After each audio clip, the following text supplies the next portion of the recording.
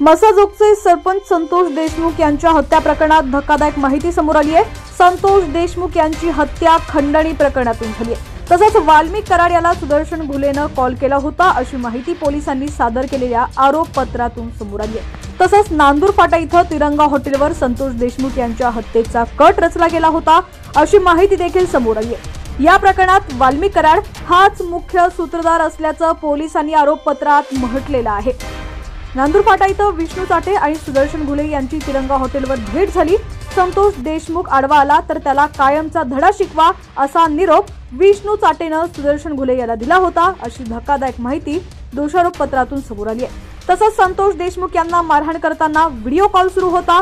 जयराम चाटे यानं एका ग्रुपवरती तो व्हिडिओ कॉल केला होता। वाल्मिक कराड याला सुदर्शन घुलेनं कॉल केल्याची माहिती देखील समोर आलेली आहे। पोलिसांनी सादर केलेल्या आरोपपत्रामध्ये पहिला आरोपी वाल्मिक कराडच आहे। खंडणी, अॅट्रोसिटी व हत्या हे तीनही प्रकरणात एकत्रित केल्यानं आता वाल्मिक कराडच्या अडचणी वाढलेल्या आहेत। हे तीनही प्रकरण एकाच कारणातून घडल्याचा आरोप आहे।